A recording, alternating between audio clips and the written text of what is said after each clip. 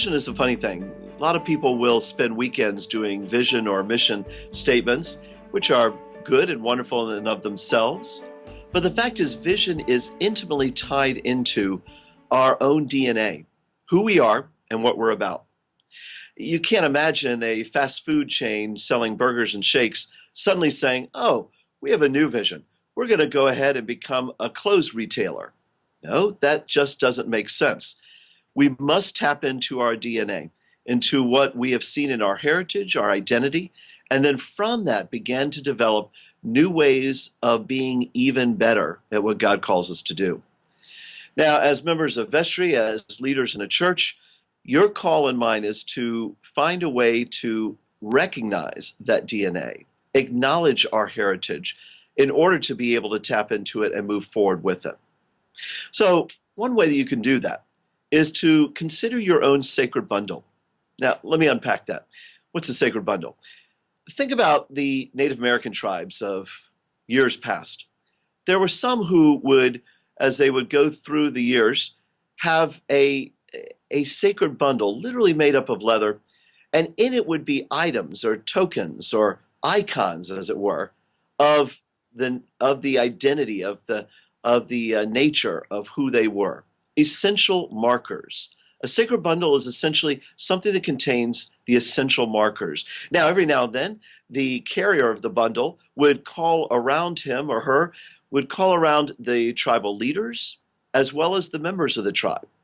And together they would open up that bundle, and the carrier of the bundle would, one by one, take an item out, that arrowhead from a battle 10 years ago where they were outnumbered 3-1 with no hope of survival, yet they survived. Somehow, that arrowhead speaks about who they are, a people of perseverance, a people who survive against the odds. And so that arrowhead is something that they celebrate and honor and is part of their bundle. Now, one by one, the carrier of the bundle would take items out, share the story, celebrate and honor those things, and then they would move on. Now, here's the thing. You can't have 30 or 40 things in that bundle. Otherwise, that poor carrier would end up having a broken back. No, rather, you can only have perhaps 6 or 7 items. 6 or 7 things that are essential DNA markers. Or you can do 30 or 40 other things, but somehow, some way, for them to make sense, they need to fit in with the DNA of that bundle.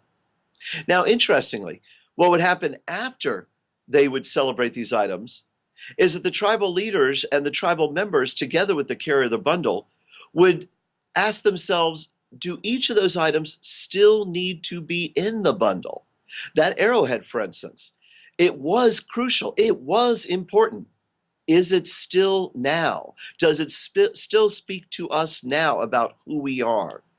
Or does it need to be honored, celebrated, and then put aside so that we can have room for something new? Now, there's always a couple dangers here. One is, as I said, the danger to accumulate too many things, to say everything's essential. Well, that way lies madness, and that way, of course, lies conflict. Because then what we'll have is so many things, it'll be hard to really say what is essential and what is not. But the other danger is to throw out the bundle altogether.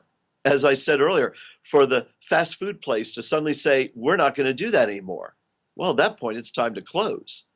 You see, what we have to do is honor the DNA, honor the heritage and the identity, while always tweaking it, asking, does something fit now, and should it fit for the future?